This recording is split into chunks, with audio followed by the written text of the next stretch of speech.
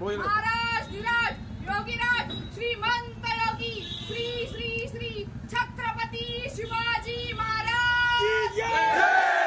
छत्रपती शिवाजी महाराज की जय। जय जिजाऊ जय शिवराय। जय जिजाऊ जय शिवराय। छत्रपती संभाजी महाराज की जय। छत्रपती संभाजी महाराज की जय। अरे तुमचं आमचं नातं काय? जय जिजाऊ जय शिवराय। तुमचं आमचं नातं काय? जय जिजाऊ जय शिवराय। एकदा घुसणार भगवान दिसणार। जरंगे पाटिल तुम आगे बढ़ो, हम तुम्हारे साथ हैं। जरंगे पाटिल तुम आगे बढ़ो, हम तुम्हारे साथ हैं। मराठा एकजुटीचा विजय असो। मराठा एकजुटीचा विजय असो। एक मराठा लाख मराठा एक मराठा लाख मराठा। छत्रपती शिवाजी महाराज की जय। छत्रपती शिवाजी महाराज की जय। छत्रपती संभाजी महाराज की जय। मासाहेब राजमाता मासाहेब जिजाऊ। मराठा समाजाच्या पाठीमागे सांगितलं की जी जमीन करण्याची किंवा जमीन कसण्याची जी परंपरा होती, परंपरागत व्यवसाय होता, त्यामुळे पूर्वी प्रत्येक मराठा कुटुंबामध्ये मोठ्या प्रमाणामध्ये जमिनीचं प्रमाण असायचं. परंतु जशी जशी कुटुंब वाढत गेली तसं तसं क्षेत्र कमी होत गेलं. त्यांना नोकरीची फार आवश्यकता वाटू लागली. पूर्वी मराठा समाजामध्ये कुणी जरी ज्यादा शिक्षण घेतलं आणि त्याला एखाद्याला म्हणलं की तू एखादा शिक्षक हो, एखादी नोकरी कर, तो आपला शेती हा व्यवसाय प्रमुख मानायचा. कारण आपल्याला माहिती आहे की शेती 1 नंबरला असायची, व्यापार 2 नंबरला असायचा, नोकरी ही कनिष्ठ असायची.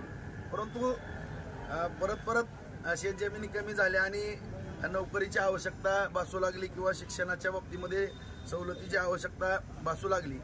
आणि या सर्व गोष्टीचा विचार करून कैलासवासी अण्णासाहेब पाटील यांनी हा लढा सुरू केला. त्यानंतर जावळे पाटील असतील, मेटे साहेब असतील, वडतिले साहेब असतील, आदरणीय शशिकांत पवार असतील, आम्ही मराठा महासंघाच्या माध्यमातून काम करत असताना जिल्हा स्तरावरती विजय मुळीक असतील, सुनील रसाळे असतील, शेळके असतील, ही सगळीच मंडळी, वडतिले असतील, त्यावेळेस आमचे बाळासाहेब गव्हाणे अध्यक्ष होते.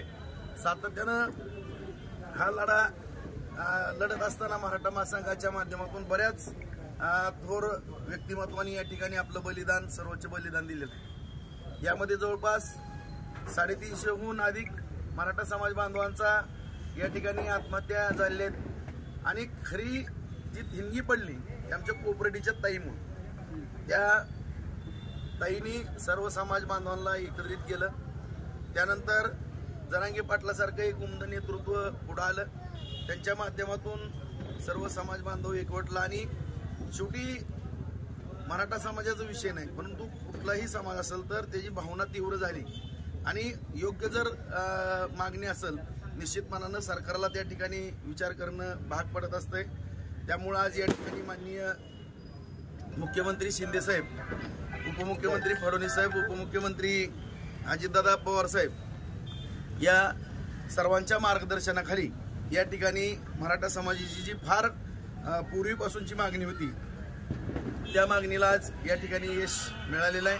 आणि आज शासनानं माननीय जरांगे पाटील यांच्या नेतृत्वाखाली जो समाज एकवटला होता आणि समाजाच्या तीव्र भावना होत्या, या तीव्र भावनांचा विचार करून आज अध्यादेश काढला.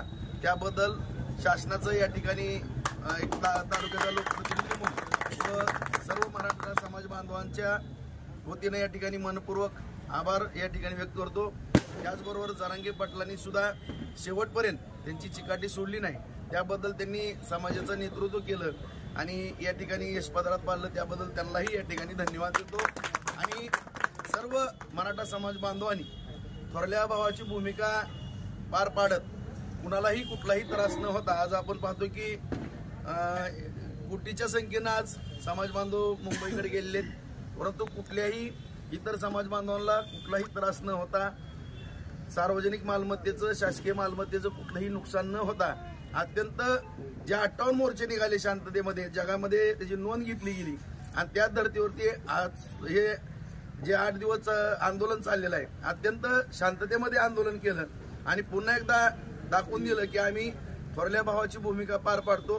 निश्चितपणानं सर्व या आंदोलनात सहभागी असलेल्या सर्व समाज बांधवांना मी धन्यवाद देतो की सर्वांना सांभाळून घेण्याची भूमिका घेतली आणि शांततेमध्ये हे आंदोलन पार पाडलं आणि यश मिळवलं. आज या ठिकाणी हे यश मिळत असताना आता सर्वांच्या चेहऱ्यावरती या ठिकाणी आनंद दिसतोय. पुन्हा एकदा मी शासनाचं तालुक्याच्या वतीनं सर्व समाज बांधवांच्या वतीनं मनपूर्वक आभार व्यक्त करतो.